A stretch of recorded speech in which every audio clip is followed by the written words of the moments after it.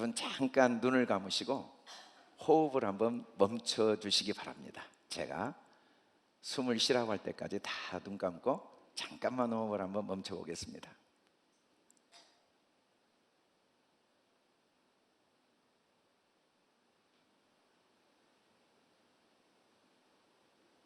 이제 눈을 뜨시고 숨을 쉬시기 바랍니다. 여러분 몇 초만 호흡을 멈춰도 답답합니다. 우리는 오늘 또 이 자리에 오기까지 오늘 짧은 시간 숨을 쉬었지만 내가 숨을 쉬고 있다는 걸 의식하지 못한 경우가 참 많습니다. 그렇다고 해서 우리가 잊었다고 숨을 쉬지 않고 산 건 아닙니다. 숨을 쉬지 않고는 살 수가 없어요. 하나님께서 우리를 이 땅에 보내신 순간부터 주님 품으로 인도하실 때까지 우리의 호흡을 계속 불어넣고 계신 그 사실을 우리가 믿지 못하고 또 의식하지 못해도 하나님은 계속해서 우리 코에 생명의 기운을 불어넣고 계신다는 사실은 변할 수 없는 진리입니다. 이 성령님이 히브리어로 루하인데 이 성령님 루하가 사전적인 의미는 호흡 또는 바람과 호흡을 합치면 숨결이죠. 우리는 성령님이 나와 얼마나 완벽하게 함께 하시는지 의식 못하고 믿지 못해도 그렇다고 해서 성령님이 우리와 함께 하시지 않은 적은 없습니다. 성령님의 숨결이 우리에게 계속 불어넣어지고 있지 않은 적은 없는 거죠. 다만 그 호흡을 일부러 멈춰서 일부러 성령님이 불어넣으신 호흡을 내가 멈추고 있어서 영적으로 답답하고 영적으로 숨이 막힌 삶을 경험할 수는 있지만 그렇다고 해서 성령님이 나와 함께 하시지 않거나 성령님이 워낙 인격적이시고 절대로 우리를 주장하거나 강제하지 않으셔서 강제로 불어넣지 않으셔서 그러지 반드시 우리에게 끝없이 우리의 호흡을 숨결을 불어넣고 계신다는 사실은 성경 66권을 통해 확실하게 우리에게 증언되고 있는 말씀입니다. 요한복음 13장부터 16장을 다락방 강화, 고별 설교, 또 유언적 말씀이라고 합니다. 갑자기 예수님이 제자들에게 자기가 떠난다, 죽는다는 이야기를 하시니까 제자들이 너무 두려운 거예요. 왜냐하면 예수님과 함께 했던 그 시간은 도저히 표현할 수 없는 영광의 시간이었거든요. 여러분 인생에 이보다 더 정말 행복한 경험이 어디 있겠습니까? 정말 상상이 안 되는 거예요. 바람이 아무리 광풍이 되어 몰아쳐도 상관없고 아무리 온갖 귀신들이 공격해도 상관없고 아무 문제가 안 돼요. 아무리 사람들이 많이 와도 먹을 것 걱정할 거 없지. 아무리 공격자들이 대적자들이 많아도 죽을 위협이 없지. 심지어는 모든 병을 다 고쳐버리시니까 혹시 병이 든다 해도 걱정할 게 없어요. 관계도 그렇게 갈등과 대립의 관계, 열심당원, 헤롯당원, 또 바리새파, 사두개파, 로마파, 아주 정말 정신을 차릴 수 없는 이 갈등의 관계도 예수님이 가시면 다 친구가 돼버리니까 아무 문제가 없는 거예요. 서로가 깊은 죄의식으로 인해 남을 정죄하지 않으면 견딜 수 없는 그 아픔을 안고 살던 끊임없이 하나님이 우리에게 죄의 결과로 로마 압제의 고통을 겪게 하셨고 죄의 결과로 나병과 중풍병, 이 가난과 저주가 왔다는 정죄감으로 가득 채워진 마음에 정죄하지 않고는 견딜 수 없던 그 갈등의 관계가 예수님 안에서는 다 친구가 돼버리고 심지어는 썩은 냄새가 나는 시체가 일어나 걷는 모습을 보고 주님과 함께하는 그 삶을 한번 상상을 해보세요. 얼마나 얼마나 행복하고 얼마나 평안하고 얼마나 자유로운가. 근심거리가 끊임없이 있지만 근심이 안 돼요. 문제가 끊임없이 있지만 문제가 전혀 자기의 삶을 누르지 못해요. 억누르지 못해요. 예수님이 계시니까. 그런데 그 예수님이 갑자기 사라진다는 거예요. 그 완벽한 피난처이신 예수님이 궁금한 게 많아도 걱정할 게 하나도 없어요. 예수님께 가면 명료한 답을 얻으니까 뭐 갈등하고 다투고 혼란이 와도 걱정할 게 하나도 없어요. 예수님께 딱 가면 그냥 명료하게 기준이 딱 세워지고, 그때는 이해가 안 가도 시간이 지나면 다 진짜 너무 놀랍네. 그 경험을 너무 많이 했기 때문에 12명들이 뭐 혼란이 오고 다툼이 오고 걱정할 게 하나도 없는데 갑자기 그 예수님이 떠나신다니까 이 충격은 말로 표현할 수가 없어요. 제자들만 남겨두고 떠나신다니까. 한번 상상을 해보세요.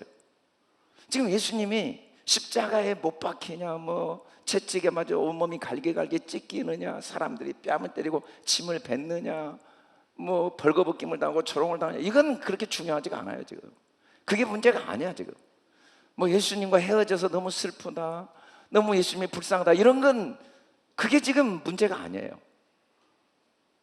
예수님이 지금 떠난다는 게 그 아름다운 추억들이 깨어지고 그렇게 함께했던 행복한 시간이 무너지는 것이 고통스러운 게 아니고 이별의 슬픔이 자기를 짓누르는 게 아닙니다. 그 정도가 아니에요. 그걸 완전히 넘어선 거죠. 버려질 것 같은 극심한 두려움. 이제 나는 어떻게 살지? 누구에게 물어보지?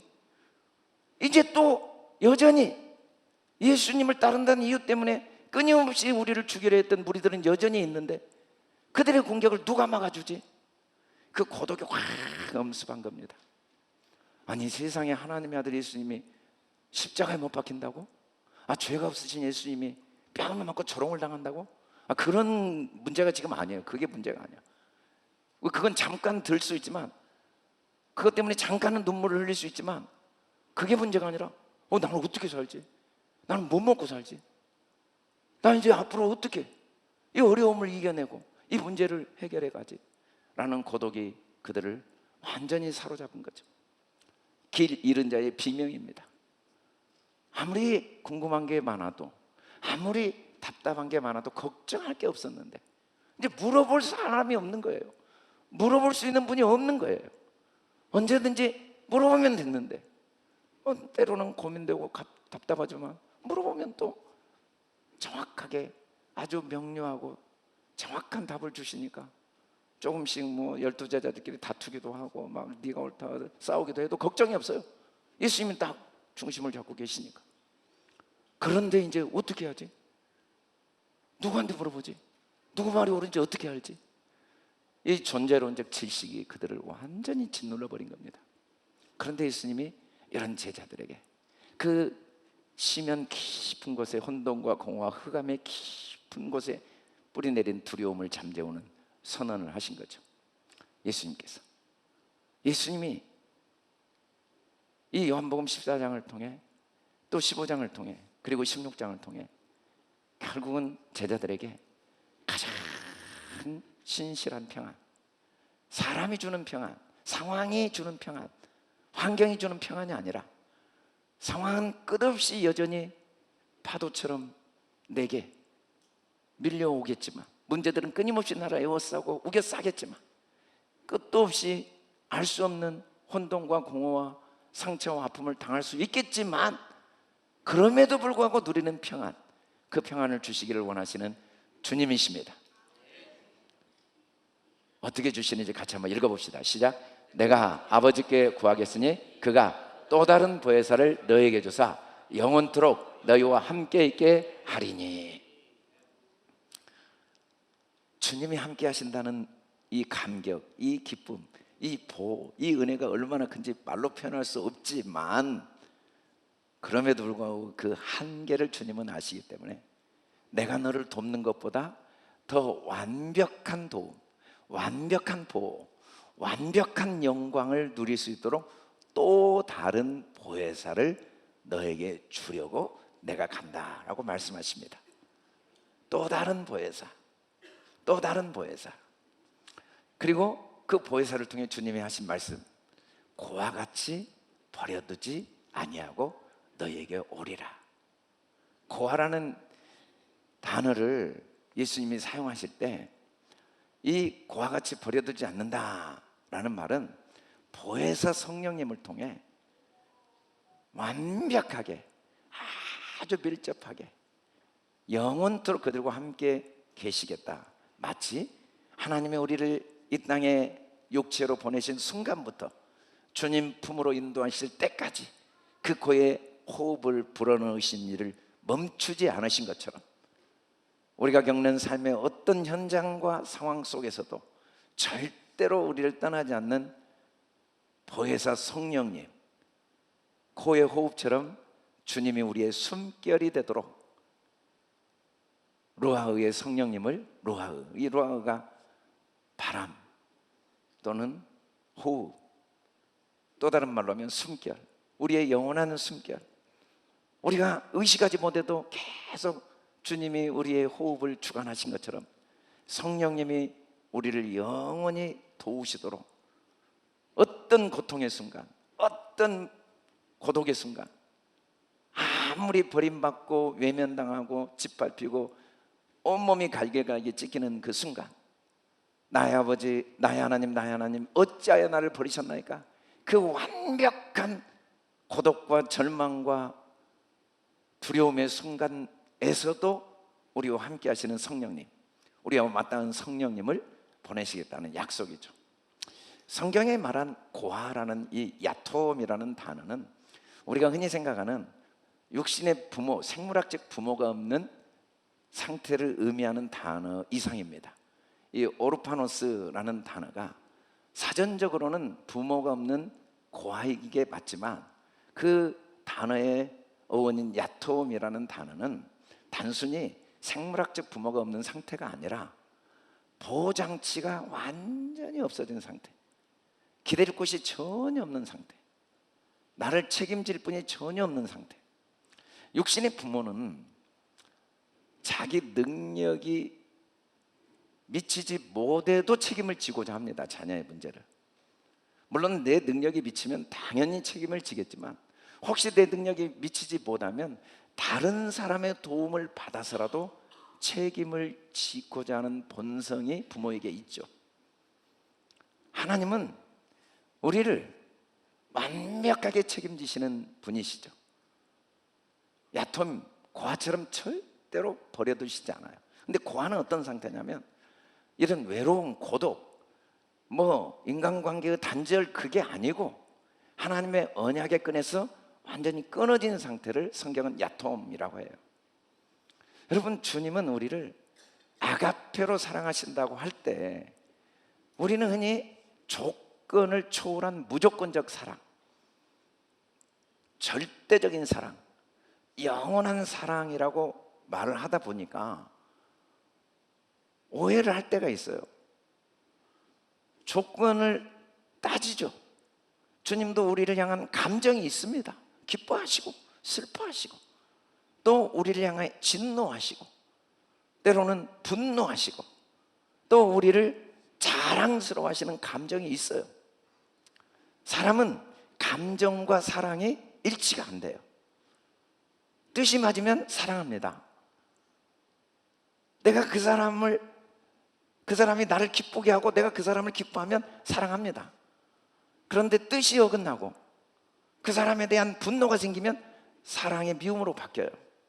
그런데 언약적 사랑은 아무리 분노하셔도 사랑은 변하지 않아. 분노하시지 않은 게 아닌데, 실망하시지 않은 게 아닌데, 근심하지 않으신 게 아닌데, 그렇다고 해서 우리를 향한 사랑이 바뀌지 않는 상태가 언약이거든요. 언약 안에 우리는 있어요. 우리는 그런 사랑을 경험하지 못했고 그런 사랑을 할 능력이 없으니까 하나님도 분노하시면 그 분노와 함께 사랑도 끝난다는 착각을 해요. 근심하시고 슬퍼하실 때 나를 사랑하는 사랑의 크기, 그 강도가 변하리라는 착각을 하지만 하나님은 그게 불가능한 사랑이십니다. 우리를 향한 감정을 초월해서 사랑하시는 언약의 사랑이죠. 그걸 믿지 못한 상태를 고아라고 그래요. 고아되는, 그래서 신앙생활이 종교 활동입니다. 항상 하나님이 중요한 게 아니고 상황이 중요해요. 내가 중요하고 행동이 중요하고. 다윗은 온몸이 다 말라버리는 고통을 겪은 거예요. 얼마나 죄의식의 고통을 겪었든지. 심지어 혀가 입 천장에 다 달라붙어버리는 고통을 겪었어요. 어떻게 내가 이런 살인죄와 간음죄와 하나님을 모독하는 죄를 범할 수 있는가라는 죄의식이 그를 완전히 누르고 있었죠. 사람들이 다 저주받은 자요, 저주받은 자요 라고 조롱하고 비난을 하는 그 순간에도 하나님이 얼마나 근심하시고 탄식하신가를 아는 순간에도 언약의 사랑을 믿었어요. 나는 여호와의 손에 잡히기를 원합니다. 우리는 절대로 고아가 아닙니다. 주님은 십자가에서 우리를 향한 사랑을 확증하심으로 우리를 향한 모든 문제에 대한 최종 책임을 완벽하게 져주셨죠. 그런데 고아들은 최종 책임져 줄 아버지가 없는 거예요. 이게 성경이 말하는 고아입니다. 실존적인 위기죠. 겉으로는 하나님 사랑합니다, 감사합니다 하는데 항상 하나님이 그렇게 중요한 게 아니고 내가 너무 중요하고 상황이 중요해요. 내가 잘못하면 하나님의 사랑이 변하기 때문에. 이 고아 같은 우리에게 성령님은 절대로 너는 고아가 아니다. 시편 68편 5절을 같이 한번 읽어봅시다. 시작. 그의 거룩한 처소에 계신 하나님은 고아의 아버지시며 과부의 재판장이시라.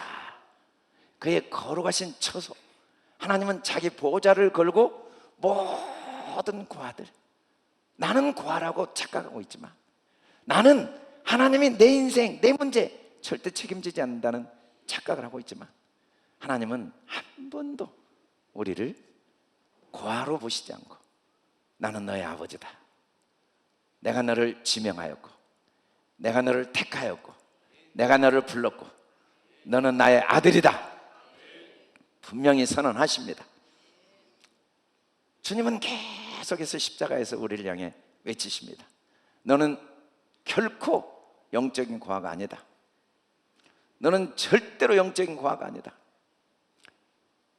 그걸 성령께서 우리 안에서 계속 호흡을 하듯이 우리의 삶의 모든 걸 완벽하게 최종적으로 책임져 주시는 성령님이, 죽은 자 가운데 반드시 우리를 부활하게 하시는 성령님이, 반드시 이 썩을 것이 썩지 아니할 것 입게 하시는 성령님이, 반드시 더럽고 욕된 것을 영광스럽게 만드시는 성령님이 우리와 함께 하십니다. 사람들은 그 성령님을 믿지 못하고 의식하지 못하고 살아도, 외면하고 거절하고 모독해도 성령님은 절대 우리를 떠나시지 않습니다. 그 성령님이 하시는 일이 우리를 너무 잘 아시기 때문에 우리도 이 성령님을 알도록 도우시는 거죠. 야다라는 히브리어 그림 문자는 원래 이렇게 지식을 아는 게 아니에요. 이건 정말 신비로운 단어입니다.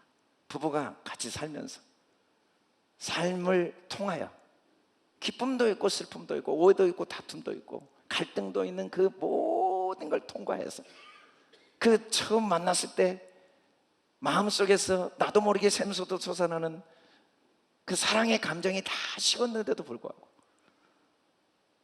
얼굴만 봐도 가슴이 뛰던 그 사랑의 감정은 이제 다시 돌아오지 않는데도 불구하고 크고 작은 아픔과 고통을 겪어오면서 삶을 함께 아이를 낳고 이 세상 풍파를 함께 이겨오면서 서로가 서로를 알고 서로가 서로를 이해하고 사랑하는 그 깊은 사랑이 야다죠.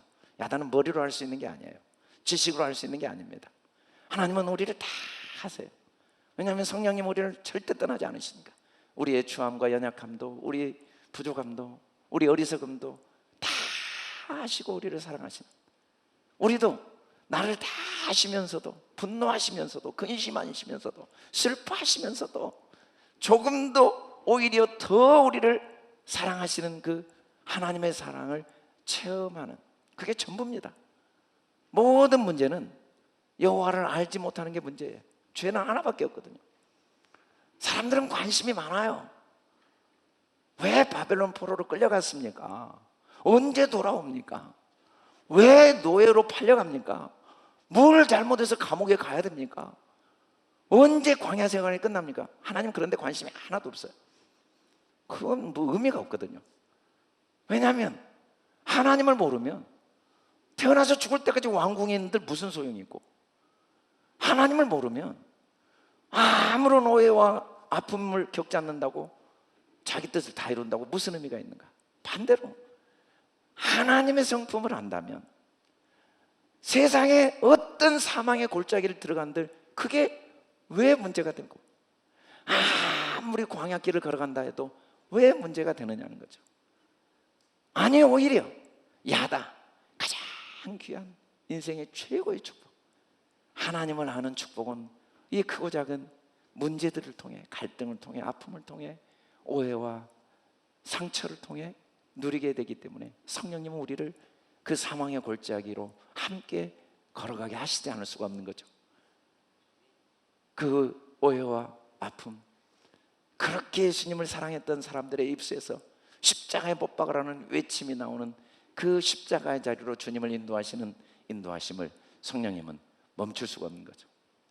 그게 바로 진리입니다. 진리, 에멘트. 이 진리는 절대로 어떤 옳고 그름의 이야기가 아니에요. 어떤 경우에도 변하지 않는 하나님의 사랑이 안 믿으려고 하는데 믿어지고, 이 정도 되면 하나님을 의심하고 싶은데 의심이 안 되고, 다 하나님의 한 일로 인정이 되고, 아니 하나님, 제가 이 어려움 속에서도 주님 뜻대로 살려고 했는데 왜 내가 강간범이 됩니까? 라고 말하려고 하는데 안 돼. 이것도 하나님이 하신 일이다. 하나님, 제가 뭘 잘못해서 내 아이들이 다 죽고 사람들이 나를 그렇게 끝까지 비난합니까? 라고 하려고 해도 안 돼. 주신 분도 하나님이시고 걷어가신 분도 하나님이. 그게 진리죠. 하나님을 믿고 싶어서 믿어지는 게 아니라 믿어져서 믿어지는 거예요. 감사하려고 해서 감사하는 게 아니라 감사가 되어져서 감사하는 거, 그게 진리죠. 진리는 변하지가 않아요.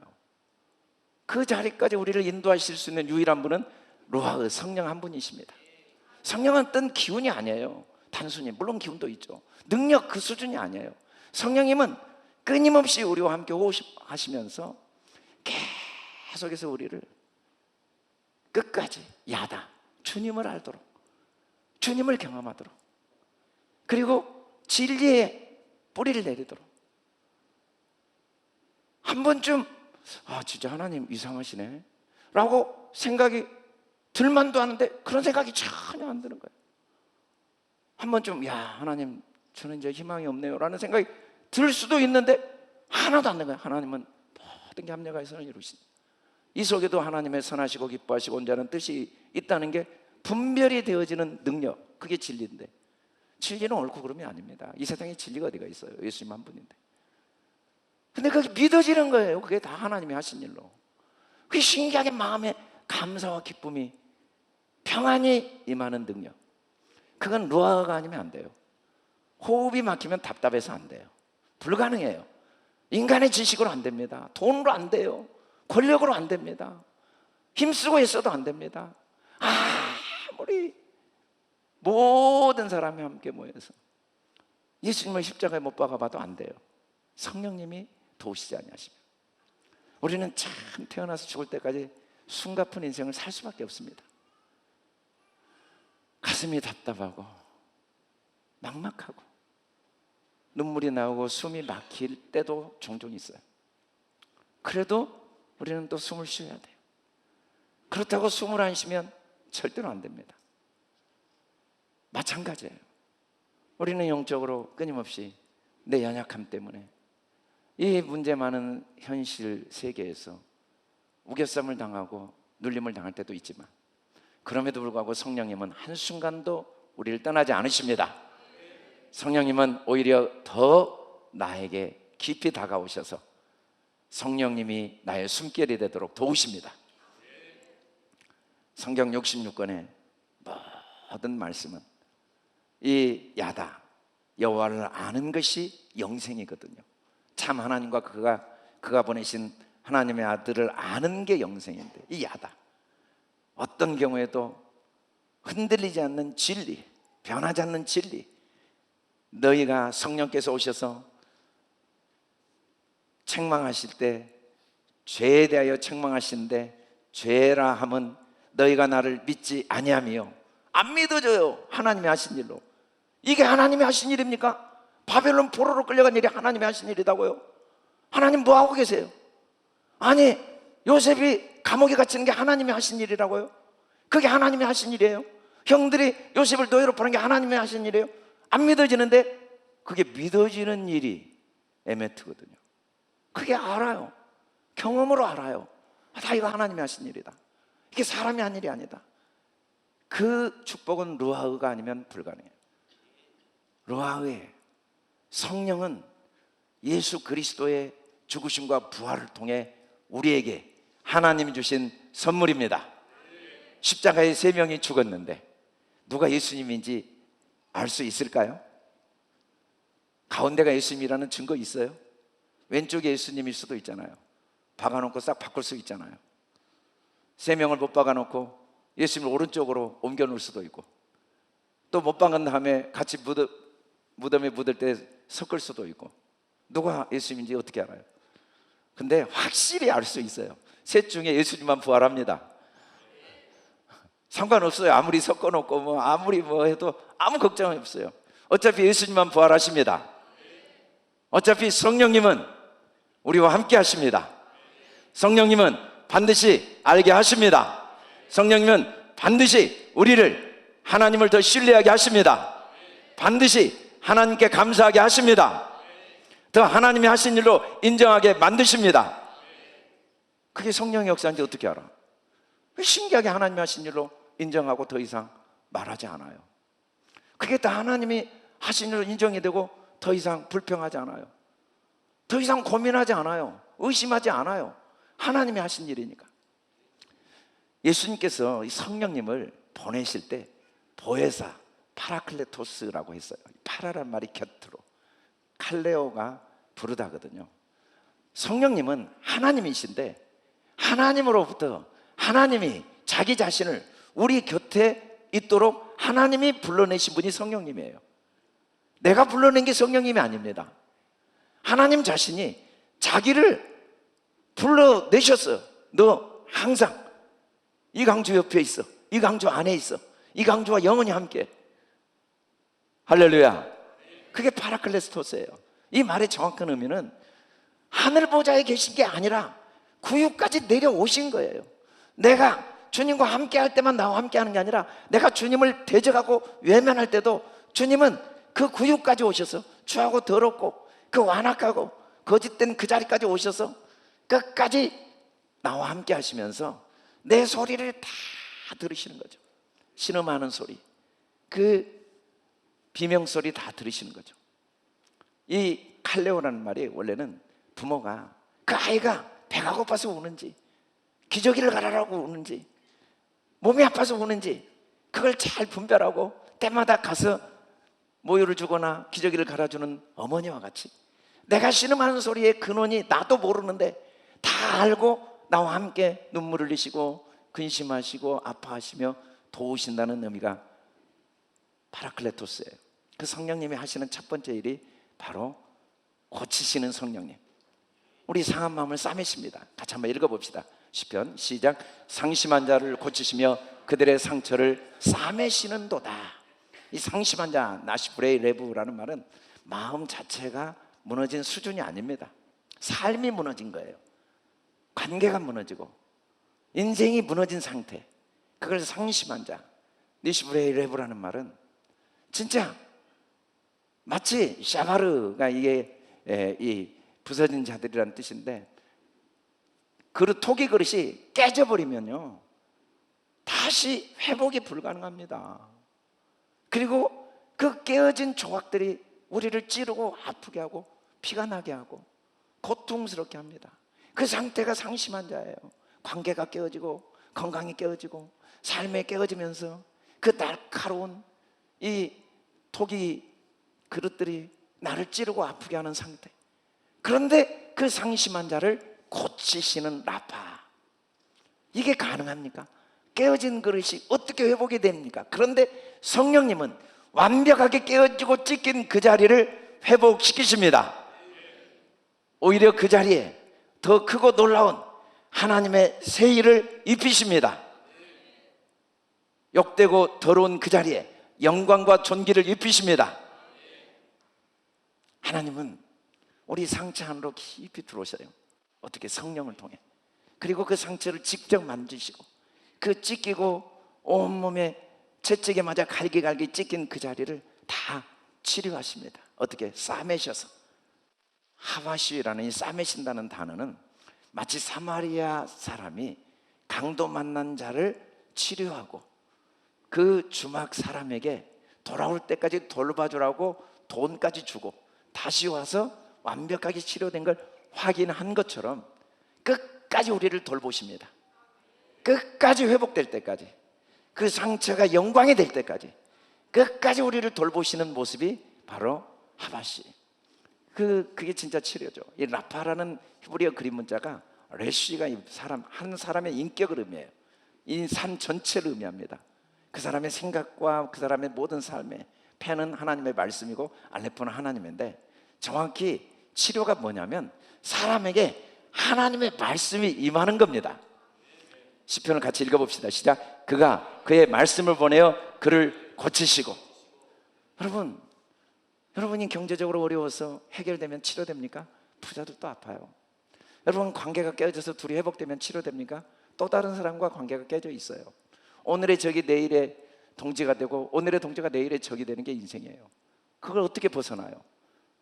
헤롯과 열심당이 원수였지만 예수님 죽을 때 둘이 동지가 되고, 그게 세상이에요. 그렇게 믿었던 사람이 어느 날 나를 뒤에서 비수를 꽂는 게 세상이고, 만일에 그런 게 진짜 회복이라면 인생을 어떻게 살아요? 아니에요. 그때마다 성령님이 말씀을 주십니다. 그때마다 하나님의 언약의 말씀을 주십니다. 더 말씀이 마음에 새겨집니다. 말씀으로 모든 걸 바라봅니다. 말씀이 머리가 아니고 삶이 됩니다. 말씀이 지식이 아니고 말씀이 내 숨결이 됩니다. 라파, 하나님의 말씀은 우리를 치료하세요. 출애굽기 15장 26절에서 주님이 이스라엘 백성들에게 선언하십니다. 나는 너희를 치료하는 여호와입니다. 안 돼요. 400년 노예 생활이 안 없어져요. 홍해를 갈라놓아도 또 불평해요. 매일 만나를 줘도 또 그 입에 원망이 나와요. 반석에서 물을 줘도 또 불안하고 두려워요. 안 돼. 이 노예 근성이 없어지지 않아요. 또 모세를 죽이려고 하고 또 다투고 또 싸우고 또 애굽으로 돌아가겠다고 해요. 괜찮아요. 그 과정이 다 하나님의 언약의 말씀이 새겨지는 시간이었습니다. 그걸 통해 영광의 가나안 땅에 들어갈 새로운 세대를 하나님이 만드시는 치료의 하나님이십니다. 사람들은 불쌍하다고 합니다. 안 됐다고 합니다. 예수님이 십자가 못 박힌 게, 바벨론 포로로 가는 게 너무 비참하다고 합니다. 천만의 말씀. 그 자리가 라파의 자리입니다. 그 자리가 치료의 자리입니다. 그 자리가 주님의 말씀을 붙드는 자리입니다. 그가 채찍에 맞음으로 우리는 나음을 받았도다. 그 나음이 뭐예요? 말씀이 나의 숨결이 되는 겁니다. 말씀이 나의 인격이 되는 겁니다. 내 인격 자랑해서 뭐하게 해요? 내 성품 자랑해서 뭐하게 해요?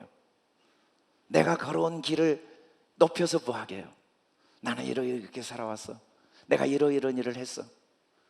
가끔 그런 이야기를 해요. 성도들을 위해서 목사님, 개척 때부터 지금까지 어떻게 왔는지 이야기가 필요합니다. 그 이야기가 과연 무슨 힘이 있을까요?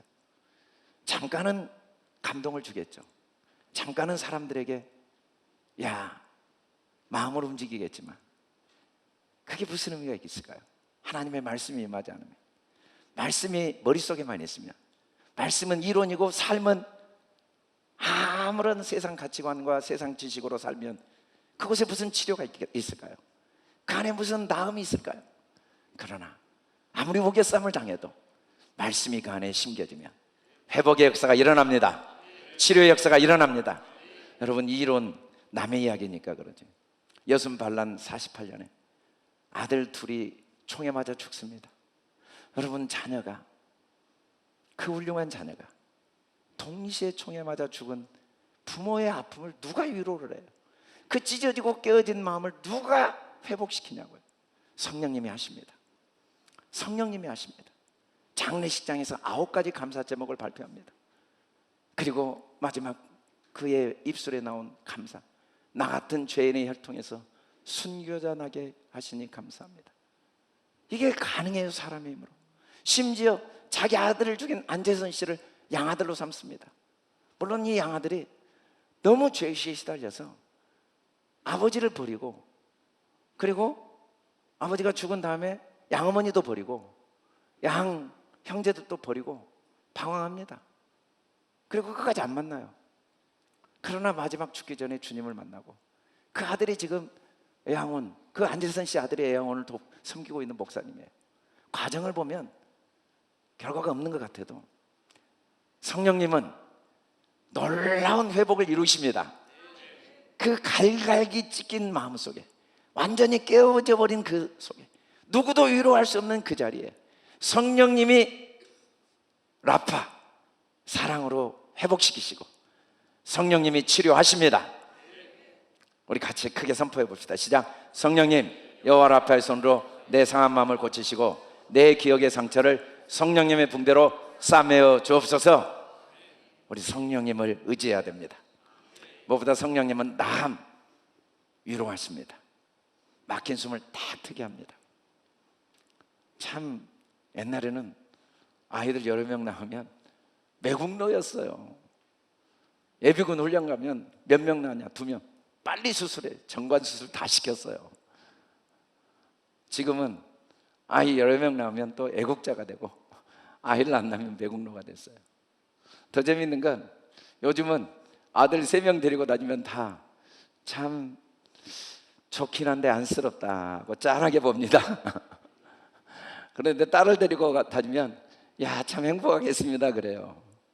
입양을 해도 딸을 입양하게 됐다고 하면 마음속에 괜히 야, 참 잘됐다 그런 생각이 드는데, 아들을 입양했다면 좋긴 한데 좀 짠하다, 고생하겠다. 참 신기하죠. 그런데 옛날에는 또 딸을 낳으면 사람 취급을 못 받았어요. 저희 어머니는 제 위로 누나 2을 낳고 얼마나 구박을 받았든지 저를 임신하고 출산하기 직전까지 밭에서 일했대요. 혼자 아이를 낳았대요.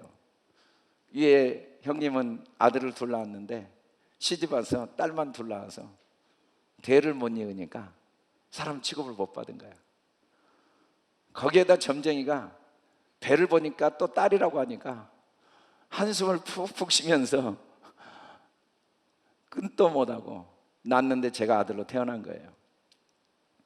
아버님이 얼마나 기쁘셨던지 그날 가서 호적을 올렸대요. 음력 10월 5일.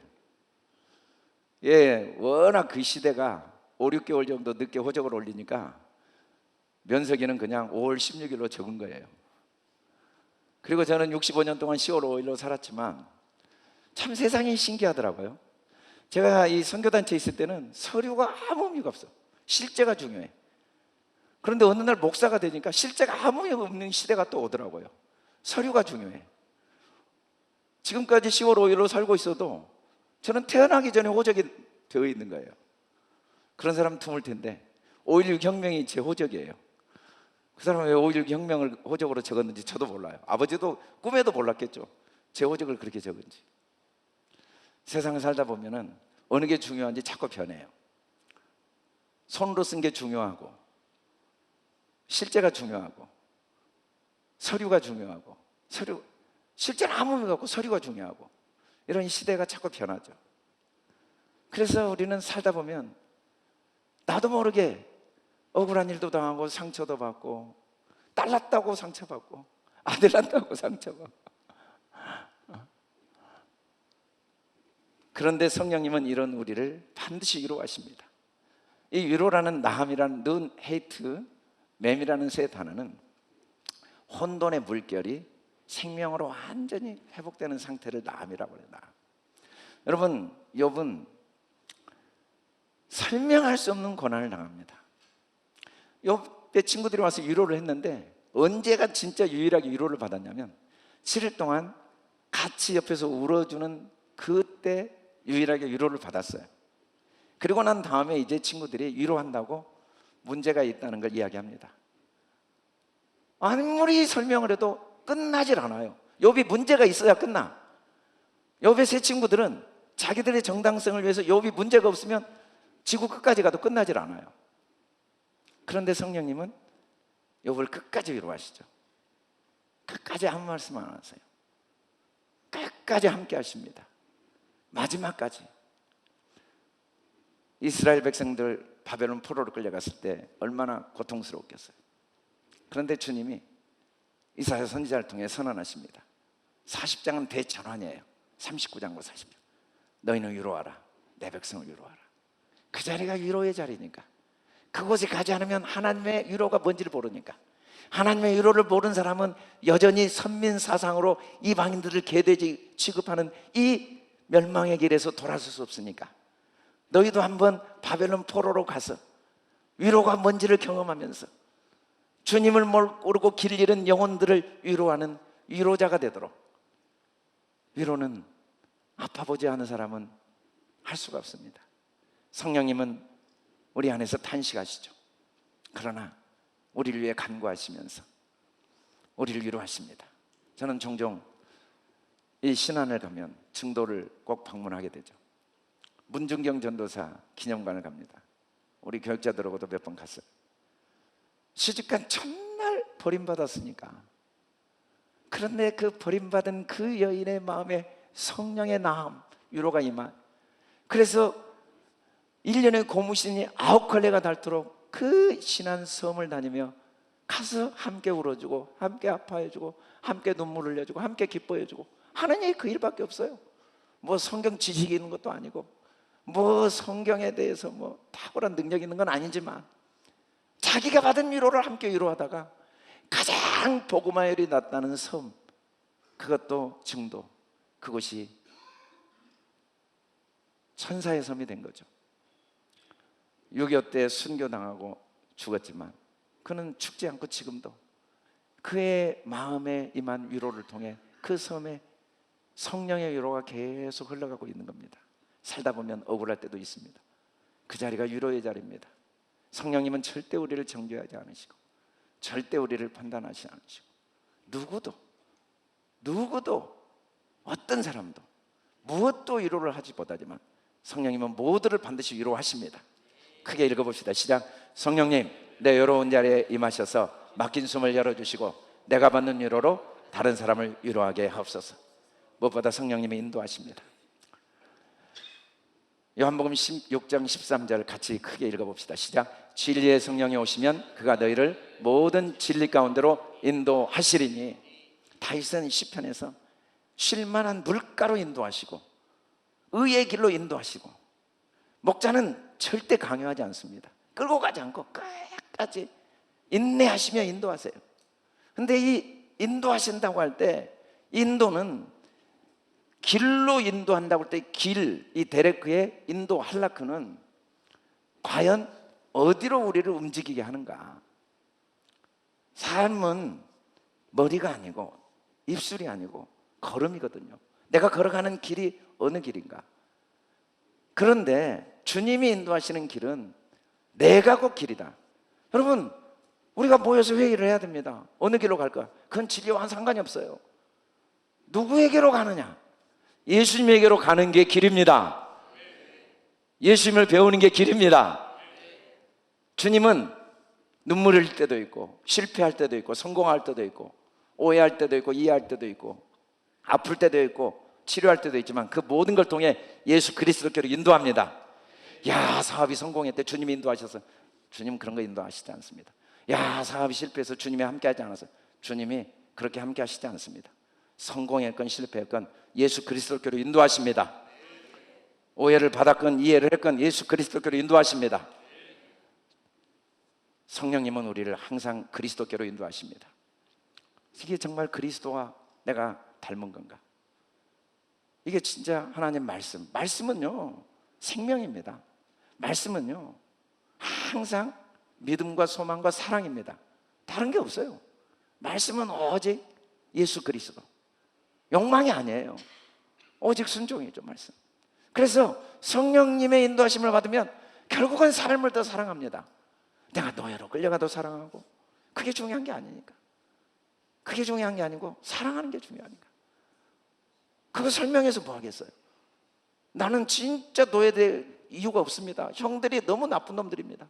그게 중요한 게 아니고, 그것도 하나님이 하신 일로 믿고, 노예 생활을 사랑하고, 지나온 것이 하나님의 은혜인 걸 믿고, 지금도 바벨론 포로도 사랑하고, 그게 하나님의 뜻이죠. 감사하고 기뻐하는 것. 그 길이 내 뜻대로 됐냐, 결과가 좋냐 안 좋냐가 아니라 그 길을 진짜 내가 기뻐하느냐, 정말 감사하느냐, 그리고 더 주님께 기도하고 더 주님을 의지하느냐.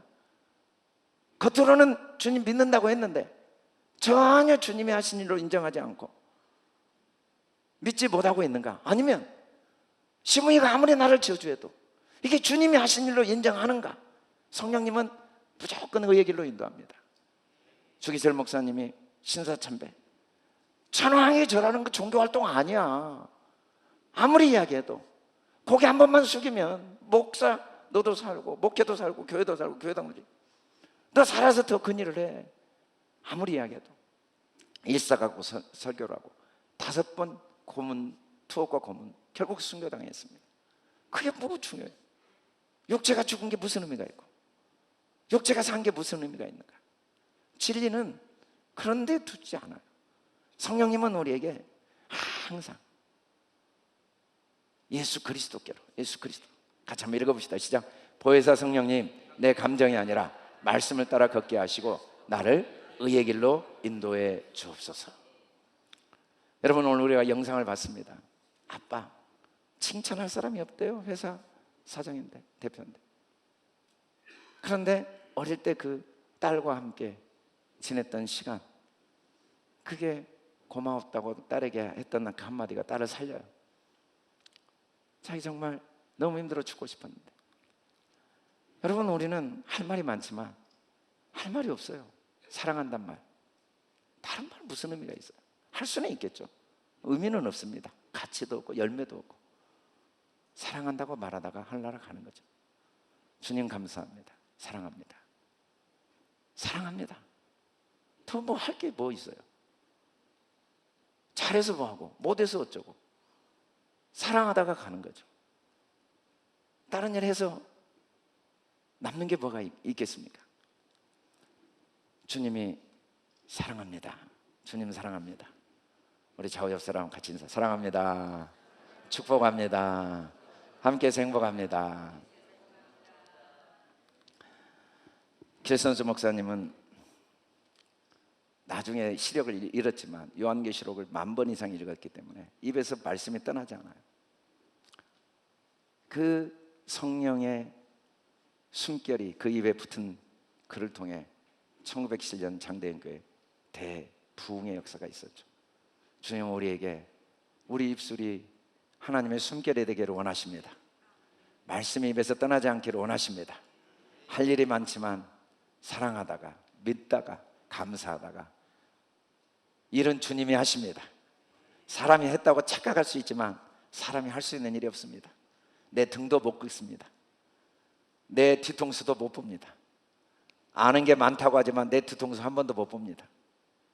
주님이 하십니다. 주님이 하실 겁니다. 주님이 하고 계십니다. 우리는 주님을 말하다가 가야 됩니다. 할렐루야. 우리 다 같이 일어나 3번 크게 선포하고 찬양하고 기도하겠습니다. 할렐루야. 시작. 나는 고아가 아닙니다. 보혜사 성령님이 내 안에 계십니다. 치료의 성령님께서 내 마음을 고치시고 위로의 성령님께서 나를 위로하시고 목자 성령님께서 의의 길로 인도하십니다. 나는 고아가 아닙니다. 보혜사 성령님이 내 안에 계십니다. 치료의 성령님께서 내 마음을 고치시고 위로의 성령님께서 나를 위로하시고 목자 성령님께서 의의 길로 인도하십니다. 나는 고아가 아닙니다. 보혜사 성령님이 내 안에 계십니다. 치료의 성령님께서 내 마음을 고치시고 위로의 성령님께서 나를 위로하시고 목자 성령님께서 의의 길로 인도하십니다. 아멘.